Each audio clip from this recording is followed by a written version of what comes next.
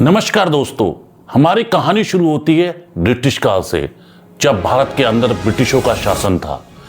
सन 1940 भारत के अंदर हिंसा और अहिंसा के तरीके से बहुत सारे आंदोलन और मूवमेंट ब्रिटिश सरकार के खिलाफ चल रहे थे। भारत के कई बड़े बड़े नेता जिन्हें गिरफ्तार किया जा रहा था, मुकदमे दर्ज किए जा रहे थे, इनकाउंटर हो रहे थे और कुछ लोगों को फांसी हो रही थी। कुछ लोगों को काला पानी की जेल भी भेजा जा रहा था, मतलब कि यहां से दूर अंडोमान निकोबार। सन 1940-41 में इसी तरीके से हमारे एक क्रांतिकारी को कलकत्ता में हाउस अरेस्ट नजरबंद किया हुआ था। इनके हाउस अरेस्ट में बाहर ब्रिटिश गार्ड खड़े होते हैं, घर के बाहर, सिर्फ अंदर खाना ही जाता है। लेकिन यह अपनी दाढ़ी बढ़ाने लगते हैं, अपनी वेशभूषा बदल देते हैं और ब्रिटिश गार्ड को चकमा देकर उस घर से निकल जाते हैं। नाम मोहम्मद जियाउद्दीन। कलकत्ता से निकलकर ये धनबाद जाते हैं और धनबाद के पास ही है गुमई स्टेशन। वहां से कालका एक्सप्रेस पकड़ के ये दिल्ली चले जाते हैं और ये दिल्ली से ट्रेन चेंज कर पहुंचते हैं पेशावर। पेशावर आज का बलूचिस्तान, जो अब पाकिस्तान का हिस्सा है। दोस्तों, ये कहानी सुनने में आसान लग रही है, लेकिन इतना आसान काम नहीं था। यह कलकत्ता से लेकर पेशावर तक सब ब्रिटिश साम्राज्य था। बलूचिस्तान, जहां पुश्तो बोली जाती है, वहां भाषा को बोलने और समझने की दिक्कत से यह गूंगे और बहरे पठान बन जाते हैं। गूंगे और बहरे पठान के किरदार में ये बलूचिस्तान से निकलकर अफगानिस्तान जाते हैं, ब्रिटिश साम्राज्य से बाहर चले जाते हैं और अफगानिस्तान में ये काबुल पहुंचते हैं। वहां एक व्यापारी की मदद से एक पासपोर्ट बनाते हैं इटालियन व्यक्ति के नाम से, कोरेंडो मोजोटा। काबुल से चले जाते हैं मॉस्को, जो कि सोवियत यूनियन, जो आज का रशिया है।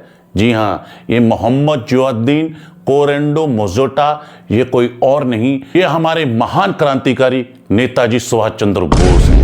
मॉस्को से जर्मनी जाते हैं, जर्मनी से जापान जाते हैं, जापान के बड़े लीडर से मिलते हैं और वहां से सिंगापुर जाते हैं और वहां से आजाद हिंद फौज का नेतृत्व करते हैं, आजाद हिंद फौज तैयार करते हैं और भारत के बाहर ब्रिटिश सरकार को उखाड़ने और ब्रिटिश सरकार के खिलाफ एक नई जंग शुरू कर देते हैं। हमारे जीवन एक परिचय में फ्रीडम फाइटर, स्वतंत्रता सेनानी नेताजी सुभाष चंद्र बोस। अब हिंदुस्तान दिल से, हृदय से स्वराज्य चाहता। सुभाष चंद्र बोस यानी गुलाम भारत की एक ऐसी शख्सियत जिन्होंने न सिर्फ देश के अंदर बल्कि देश के बाहर भी आजादी की लड़ाई लड़ी। नेताजी सुभाष चंद्र बोस का डर अंग्रेजों के बीच में बहुत था। तुम मुझे खून दो, मैं तुम्हें आजादी दूंगा। जय हिंद। नेताजी सुभाष चंद्र बोस जी का जन्म बंगाल प्रेसिडेंसी, ब्रिटिश भारत, मतलब कि वर्तमान उड़ीसा के कटक शहर में हुआ था। उनके पिताजी जानकीनाथ बोस ब्रिटिश सरकार में वकील थे। मां प्रभावती एक घरेलू महिला थी। नेताजी का परिवार अपर मिडिल क्लास में आता था। वह 14 भाई बहन थे। नेताजी की प्राथमिक शिक्षा प्रोटेस्ट स्कूल कटक से हुई थी। इस स्कूल में ज्यादातर यूरोपियन और इंडियन एग्लो बच्चे थे और यहां अंग्रेजी ही बोली जाती थी। भारत के इतिहास, भारत की महान हस्तियों के बारे में यहां नहीं पढ़ाया जाता था। कम अवस्था में ही नेताजी के मन में यह बात खल गई। बाद में वो रेवेनशो कॉलेजिस्ट कॉलेज में पढ़े, जहां उन्होंने भारत की भाषा और भारत के बारे में जानने का मौका मिला और भारत की महान हस्तियों को पढ़ने का मौका भी मिला। इसी स्कूल में उन्होंने स्वामी विवेकानंद पर अध्ययन किया। 15 वर्ष की आयु में नेताजी सुभाष चंद्र बोस ने स्वामी विवेकानंद जी के बारे में पूर्ण अध्ययन किया। अगली शिक्षा के लिए प्रेसिडेंसी कॉलेज में गए। वहां एक विदेशी प्रोफेसर ने बिना बात पर भारतीय छात्रों को पीटने के चक्कर में उनका प्रोफेसर से झगड़ा हो गया। सुभाष चंद्र बोस ने गुस्से से प्रोफेसर पर हाथ उठा दिया, जिसके लिए उन्हें कॉलेज से निकाल दिया गया। इसके बाद वह 49 बंगाल रेजिमेंट में सेना में भर्ती होने के लिए गए, लेकिन आंखों की रोशनी खराब होने के कारण सेना ने उनको अयोग्य घोषित कर दिया। फैमिली कनेक्शन की वजह से अब उनका एडमिशन स्कॉटिश चर्च कॉलेज में हुआ, लेकिन मन में ख्याल सेना में जाने का ही था। इसके बाद उन्होंने ग्रेजुएशन कंप्लीट की और ग्रेजुएशन के बाद पिताजी ने उन्हें पढ़ने के लिए इंग्लैंड भेज दिया, ताकि वे इंडियन सिविल सर्विस की तैयारी करें और एक अच्छे अफसर बने। हालांकि सुभाष चंद्र बोस नहीं चाहते थे कि वो ब्रिटिश सरकार में अफसर बने, लेकिन पिताजी का मान रखते हुए वे इंग्लैंड चले गए और तैयारी शुरू कर दी। लेकिन पिताजी का मान रखते हुए इंग्लैंड के कैम्ब्रिज विश्वविद्यालय में एडमिशन ले लिया और इंडियन सिविल सर्विस को फर्स्ट अटेम्प्ट में क्लियर कर 4th पोजीशन प्राप्त की। सुभाष चंद्र बोस जब भारत में आए और प्रोविजन पीरियड पर थे, तब उन्होंने देश के अंदर देखा कि स्वतंत्रता संग्राम की बहुत सारी आवाजें उठ रही थी ब्रिटिश सरकार के खिलाफ, और अपनी जॉब को ठुकराकर देश की ओर रुख कर लिया। नेताजी के इस फैसले से उनके पिताजी बहुत नाराज थे, लेकिन इनके बड़े भाई शरद चंद्र बोस हमेशा हर फैसले में इनके साथ देते थे। उनकी माताजी राष्ट्रीय कांग्रेस से प्रभावित थीं और वह भी देश को आजाद कराने के लिए तत्पर थे। तभी उन्होंने 1921 में राष्ट्रीय कांग्रेस को ज्वाइन किया और बंबई आकर महात्मा गांधी जी से मिले। महात्मा गांधी जी के नॉन कोऑपरेटिव मूवमेंट का हिस्सा बने। वहां पर गांधी जी ने उनको पहचाना और कलकत्ता के महान स्वतंत्रता सेनानी चित्तरंजन दास जी के अंदर काम करने के लिए कहा। वह कलकत्ता जाकर दास बाबू के अंदर अब काम करने लगे। उनका राजनीतिक जीवन कम आयु से ही शुरू हो गया था। उसके बाद उन्होंने महात्मा गांधी के लीडरशिप में असहयोग आंदोलन में हिस्सा लिया और उसमें एक्टिव और इतने डेडिकेट हो गए, खुद को पूरी तरीके से समर्पित कर दिया और कांग्रेस में जाने लगे और वह कांग्रेस यूथ का एक मजबूत हिस्सा बन गए। वह youth educator, journalist and Congress volunteer commandant के रूप में खुद को साबित करके दिखाया। इसी समय उन्होंने स्वराज न्यूज़पेपर की शुरुआत की, जहां वो अंग्रेजों के खिलाफ अब खुलकर लिखने लगे। तभी उन्हें बंगाल यूथ कांग्रेस का प्रेसिडेंट और बंगाल स्टेट कांग्रेस का सेक्रेटरी भी बनाया गया। अब नेताजी सुभाष चंद्र बोस कांग्रेस के अंदर भी तेजी से आगे बढ़ रहे थे। साथ ही तब इन्हें फॉरवर्ड न्यूज़पेपर का एडिटर भी बना दिया गया। असहयोग आंदोलन में जहां अंग्रेज प्रदर्शनकारियों पर अत्याचार कर रहे थे, वहीं चौरा चौरी कांड हो गया। कुछ भारतीयों ने, प्रदर्शनकारियों ने पुलिस स्टेशन पे आग लगा दी। इससे महात्मा गांधी जी ने असहयोग आंदोलन वापस ले लिया। कुछ कांग्रेसी भी इससे नाराज हुए। तभी नेताजी सुभाष चंद्र बोस भी गुस्से से तिलमिला उठे। जिस तरह अंग्रेज भारतीयों पर अत्याचार कर रहे हैं, उनको उनकी भाषा से ही जवाब देना चाहिए। उसके बाद नेताजी को म्युनिसिपैलिटी कॉर्पोरेट का चीफ भी बना दिया गया।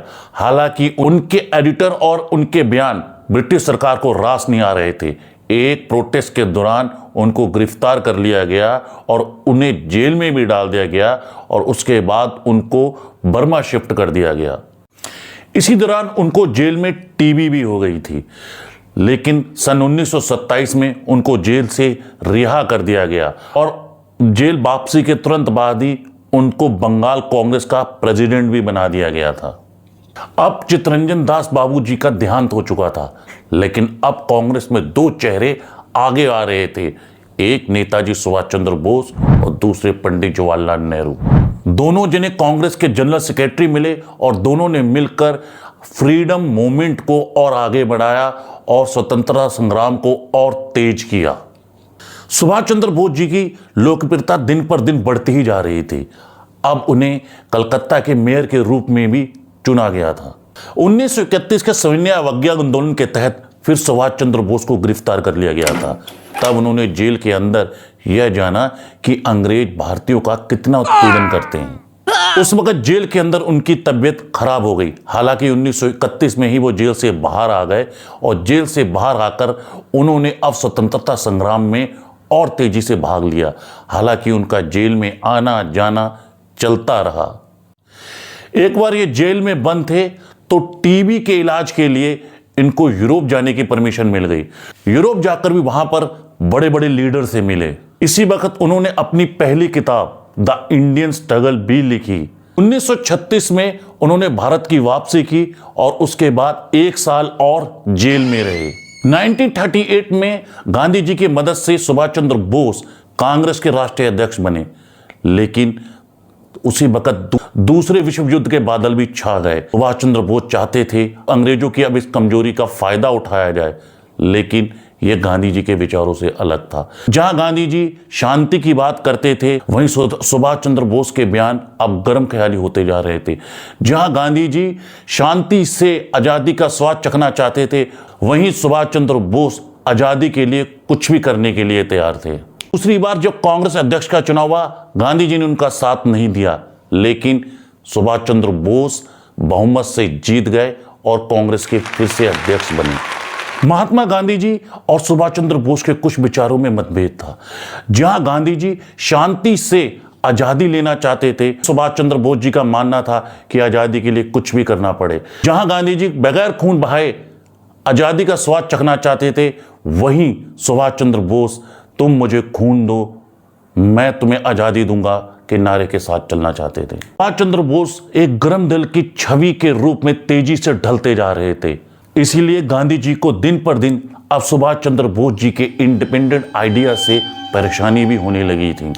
पर इस समय तक सुभाष चंद्र बोस जी की पब्लिक में पॉपुलैरिटी भी बहुत तेजी से बढ़ रही थी, जहां हर कोई अब सुभाष चंद्र बोस को गांधी जी के साथ साथ सपोर्ट करने लगा था। जहां गांधी जी के आजादी के शांति के विचार, वहीं सुभाष चंद्र बोस जी के गर्म ख्याली अंदाज, विचारों में मतभेद के कारण 29 अप्रैल 1939 को सुभाष चंद्र बोस जी को कांग्रेस अध्यक्ष से अब इस्तीफा देना पड़ा। वह कांग्रेस से अलग हो गए। कांग्रेस से अलग होने के बाद उन्होंने फॉरवर्ड ब्लॉक की स्थापना की। ऑल इंडिया फॉरवर्ड ब्लॉक एक लेफ्ट विंग नेशनल पार्टी थी, जो कि सुभाष चंद्र बोस जी के अब इंडिपेंडेंट आइडियाज पर काम करती थी।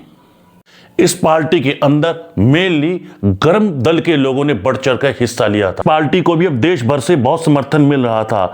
ऐसे ही साउथ के उकरा पंडित थेवर नाम के बड़े नेता ने कांग्रेस को छोड़कर नेताजी का साथ दिया। सुभाष चंद्र बोस जी ने अपनी पार्टी से मिलकर कई छोटे बड़े आंदोलन किए, जिसके कारण 1940 में उनको फिर से जेल में डाल दिया गया। इस बार नेताजी ने जेल में भूख हड़ताल शुरू कर दी, जिससे उनकी तबीयत खराब हो गई और उनको जेल से निकालकर अब हाउस अरेस्ट कर दिया गया। नजरबंद के दौरान ब्रिटिश गार्ड उनके घर के बाहर खड़े होते थे और कड़ी निगरानी रखते थे। कुछ दिन बाद नेताजी ने बाहर खबर पहुंचाई कि वो कुछ समय अब अकेलापन में गुजारना चाहते हैं। इससे ब्रिटिश और ब्रिटिश गार्ड ने कुछ राहत ली, लेकिन नेताजी ने इसी दौरान अपनी वेशभूषा बदली और अपनी दाढ़ी बढ़ाई और अपने आप को एक पठान का रूप धारा और नाम रखा मोहम्मद जियाउद्दीन, और ब्रिटिश गार्ड को चकमा देकर घर से बाहर निकल गए। नेताजी का प्लान था वो यहां से जर्मनी पहुंचेंगे, वहां हिटलर की मदद लेकर ब्रिटिश सरकार को उखाड़ फेंकेंगे।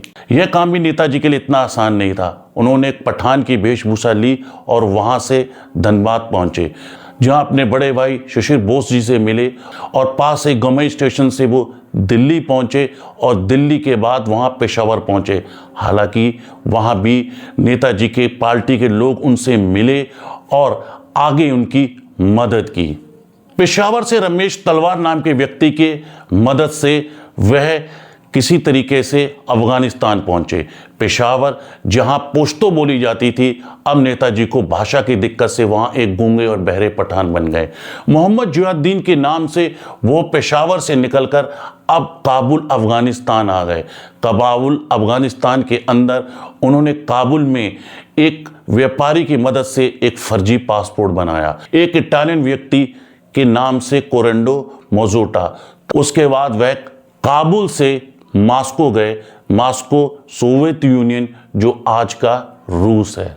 सुभाष चंद्र बोस जान चुके थे अगर ब्रिटिश हुकूमत से जान छुड़ानी है तो कुछ बड़ा करना होगा।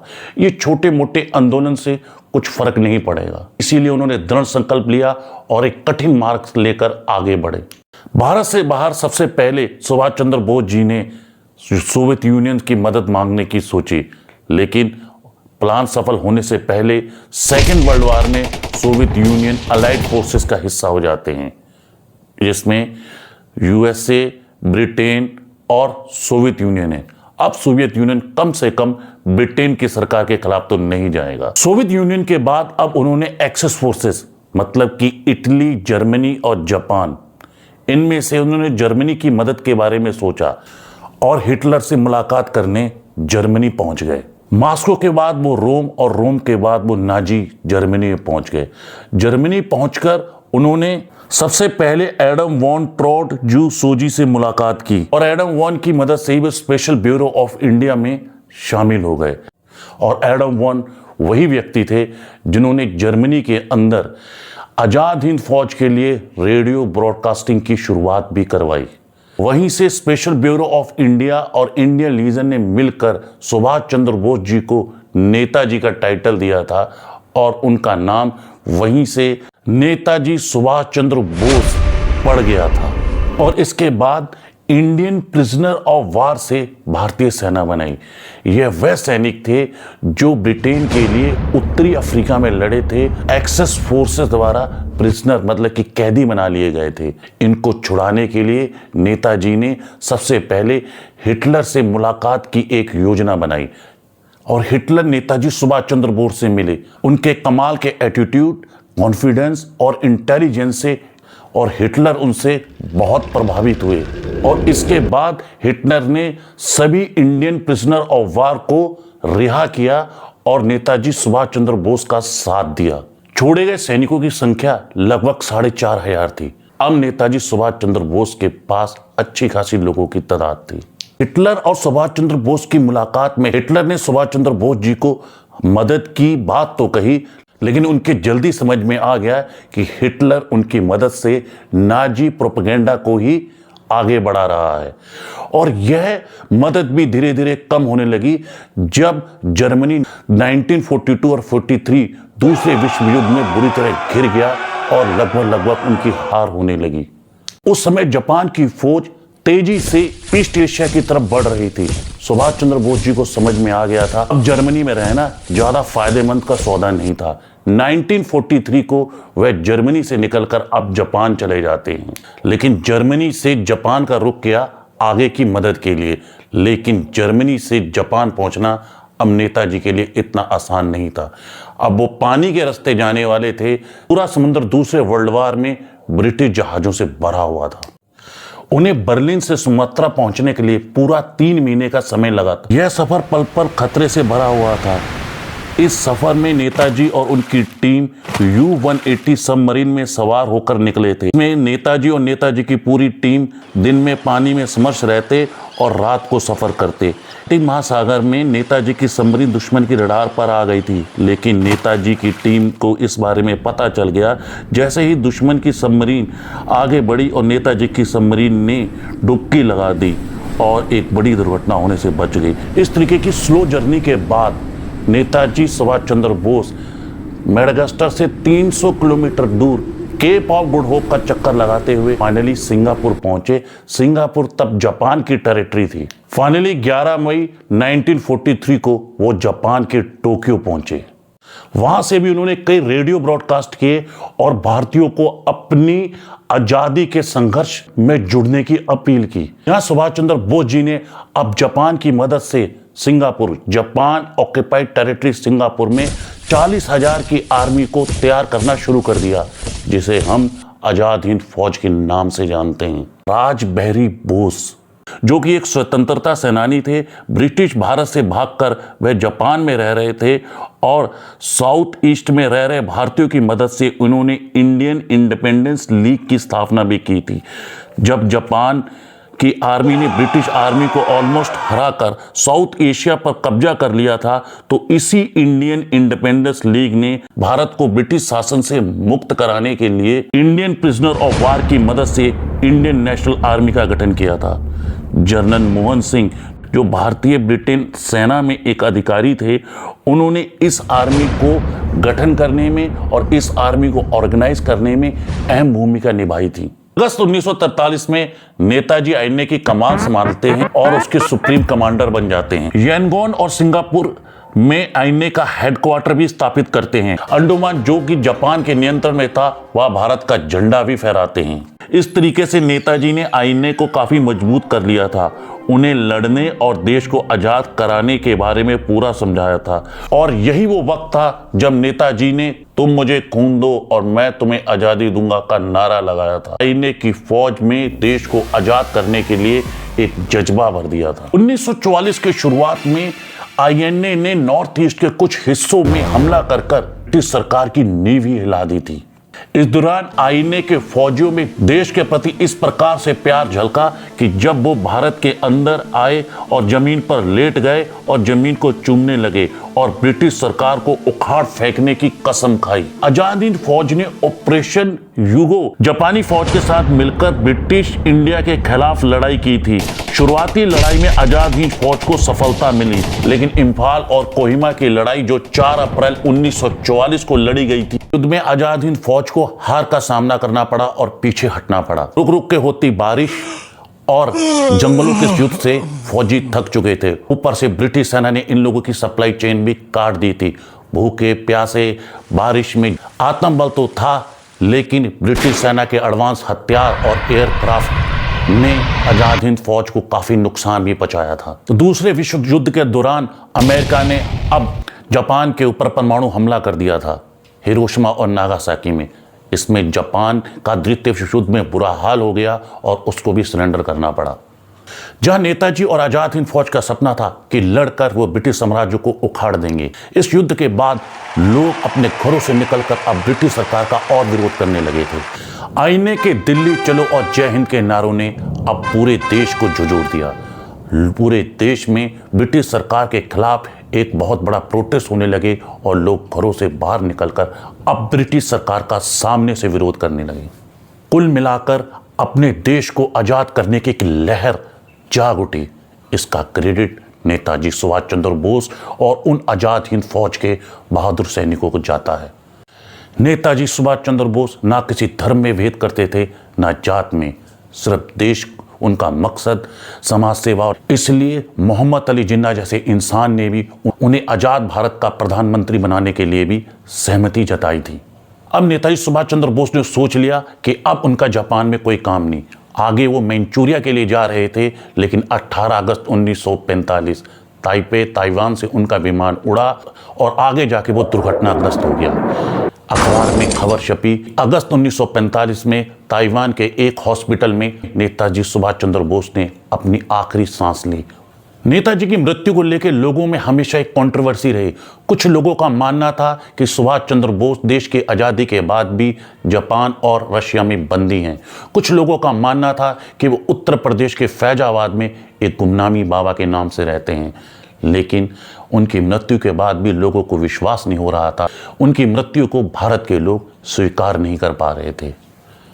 नेताजी ने जो आग लगाई थी, अब वो ब्रिटिश सरकार उसमें झुलसती हुई नजर आ रही थी। आईएनए का जब ट्रायल शुरू हुआ, 3 लोगों के ऊपर अहम मुकदमा हुआ, शाहनवाज खान, राम कुमार सहगल और लेफ्टिनेंट भगत सिंह ढिल्लों, एक हिंदू, एक मुस्लिम और एक सिख। जहां अब ब्रिटिशर सेकेंड वर्ल्ड वॉर के बाद भारत को धर्म के नाम पर बांटना चाहते थे, तभी सभी धर्मों के लोगों ने आगे आकर ब्रिटिश का विरोध किया। वहीं जिस सेना के बल पर वो हमारे आंदोलन को चलते थे और हम पर राज करते थे, अब उसी सेना के अंदर उसी सेना और पुलिस ने ब्रिटिशर का साथ देने से मना कर दिया।